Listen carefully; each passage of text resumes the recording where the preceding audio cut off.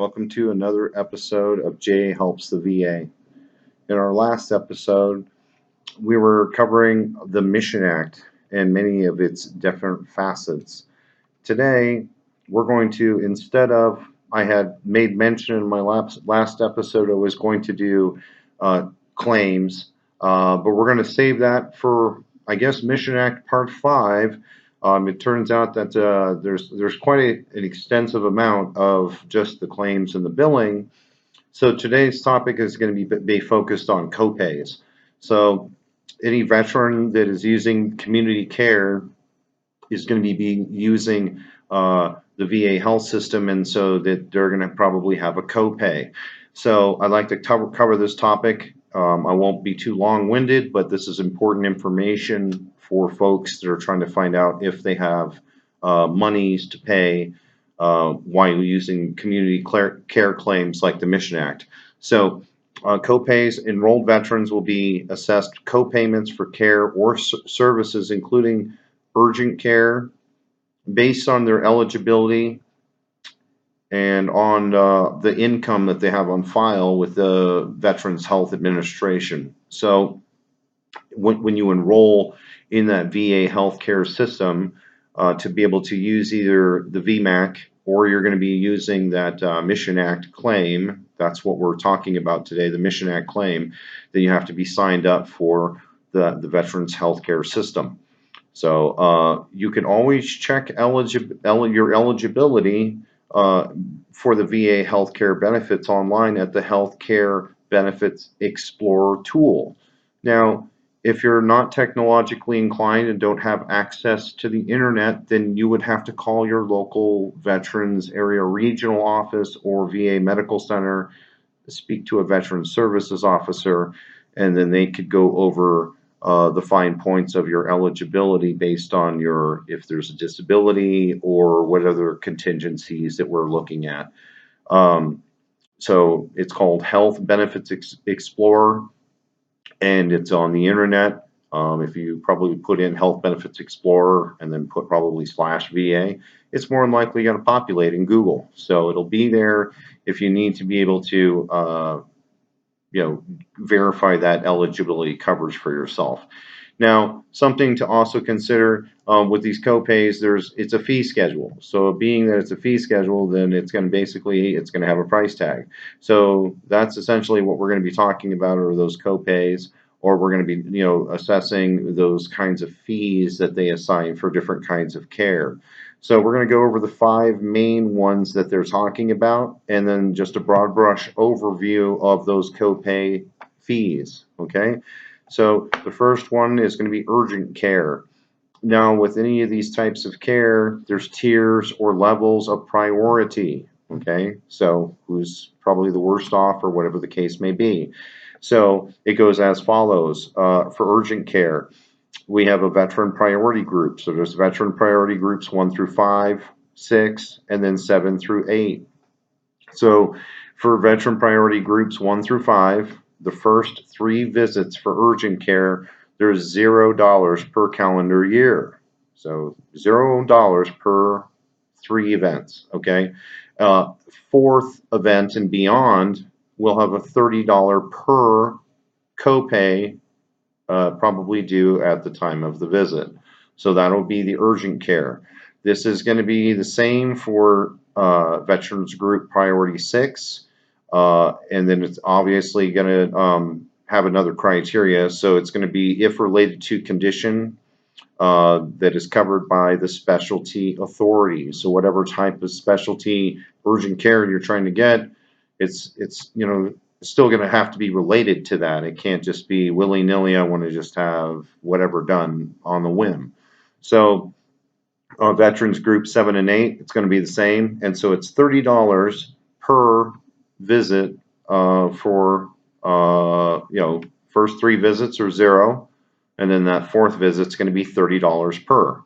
Now, all 1 through 8 priority groups, there's a $0 copay for flu shots, okay? So an important age of COVID, this information is probably pretty helpful. So even if it's not the COVID vaccination, if it's our typical, fall, winter flu shot, that's a $0 copay.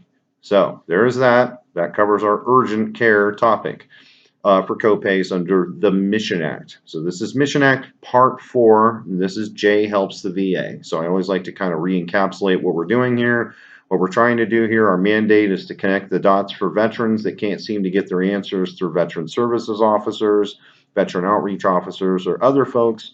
They're dutifully employed and doing a great job. I commend them and thank you for their service. But sometimes they're still not all in the know. So that's what I'm here to do, is kind of clarify that information. So after urgent care, we're talking about outpatient care. So outpatient care is going to have 2 tiers, primary and specialty care. It doesn't matter what level of priority group. So $15 per visit for primary. It'll be $50 per visit for specialty. So 15 and 50. Okay, so that's outpatient.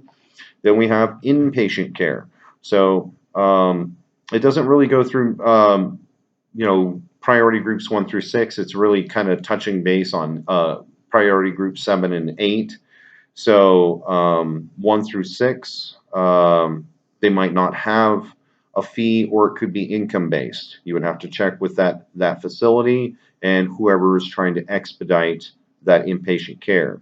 So for veteran priority group 7 and 8, so obviously they're at the end of the food chain, right? They're not 1 or 2, so at the very end. So they're going to have a fee. So the first 90 days for inpatient care, the copay for the veteran is going to be $281.60. If it's another 90 days in that first 365, it's $141.80. Per day, it's $2 per day. So those are the numbers. First 90, $281.60. Second 90, or another 90 after that in the next, or the same calendar year, $141.80, and then $2 per day. Vet group tier 8, so like the least priority. So they're paying the highest fee. $1,408 for the first 90 days of inpatient care. Second 90-day inpatient cycle in a calendar year is going to be $704. And then on a per day basis, it's a $10 per day. So that's for our inpatient. So we've covered urgent, outpatient, inpatient. Next is medications. Medications. Any medication dispensed for any veteran of any level of disability, they are going to more than likely have a copay. And it says copay for medication will vary, and again, it's probably based on income. It will be based on also disability award. So probably somebody with a permanent and total might not necessarily have a copay. If somebody's got total unemployability or permanent total, they might not have a copay. We're talking people that don't, veterans in active duty, reserve, retired, whatever the case may be, might not be fully 100%, 70, whatever the case. They're going to have a copay, and they say that it may change annually. So based on availability, inflation, supply and demand, whatever other economic factors that could be part of the equation. So that's medications. Last, and that's under the tier of Mission Act. Last part we cover is going to be geriatric and extended care for our seniors that might be in assisted living facilities or specialty or rehab or something, skilled nursing facilities. Okay, so there is again priority levels. Priority level 1, there is $0 copay for medication, 30, 60, 90-day supply. Okay, so that's the highest level. So they're more than likely got permanent and total, or 100%, or unemployable, or some other criteria that puts them at that level where there is no copay. You see, so that's kind of ties into the medication as well. Tiers 2 through 8 do have a copay. So there is obviously tiers inside of tiers. So priority levels 2 through 8, tiers 1, that's going to be preferred geriatric medicines. There's tier 2, which is non-preferred. Then there's tier 3, which is a brand name. So if it's tier 1, we got 30, 60, and 90-day supply. So if it's tier 1, so preferred geriatrics, we got $5 copay for 30, $10 for 60 to 9 or 60, and 15 for a 90-day supply. If it's non-preferred, it's $8 copay for $30, or 30 days, $16 for a 60 day, and $24 for a 90-day supply under non-preferred. If it's brand name, then it's an $11 copay for a 30-day supply, $22 for a 30-day supply, and $33 for a 90-day supply. So this entire topic is essentially copays for the Mission Act. The Mission Act, again, has so many moving parts, so many mechanisms, so many different tiers of information. It had to be, somebody has to crack the safe. So, I mean, I don't know how many episodes I have to keep putting out to get the full synopsis. I mean, I've covered, eligibility, and I've covered covered services and benefits and other things that have in the past here. So this one was just mainly copays. The next topic is going to be claims. It's a very large swath of information. Try to compact it and make it where you guys want to watch the episode and maybe share it. So I'm going a little bit long-winded here, even for what I've told you. So I'm trying to keep these videos inside a certain window of time. So it's not too much to put down on you, and maybe it holds your interest, and maybe it's even helpful. That's kind of my direction here. So I'm a one-man army. I do this all by myself. I'm just a guy that is not a veteran, but I work for the Veterans Administration. Dad's a vet, brother's a vet, sister's a vet, best friend's a vet. I work for the vets. I mean, it's what I do. Behind me, there's a couple little stickers. You got TRR, means Team River Runner. Every episode, I'm trying to push the visibility on this organization. It's a 501c corporation. Good old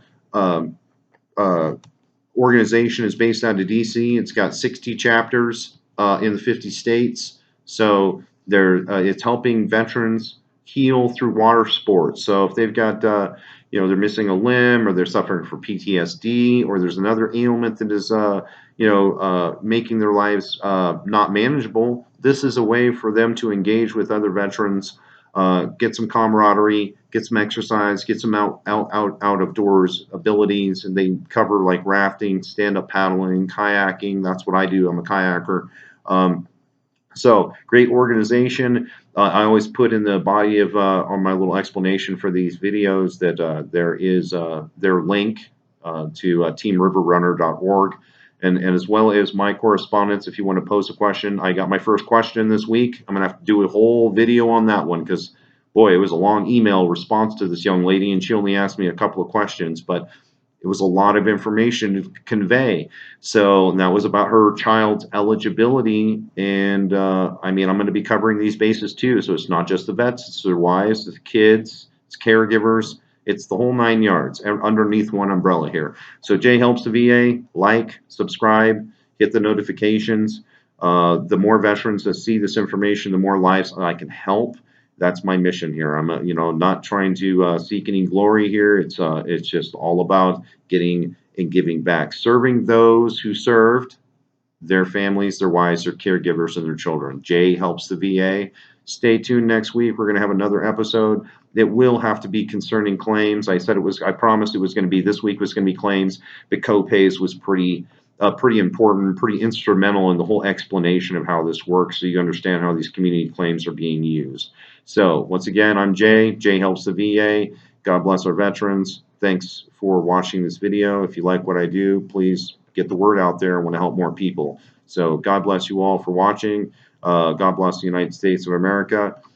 Please check in next week. Claims and billing. We'll get that covered for us. All right? Have a blessed day. Bye-bye.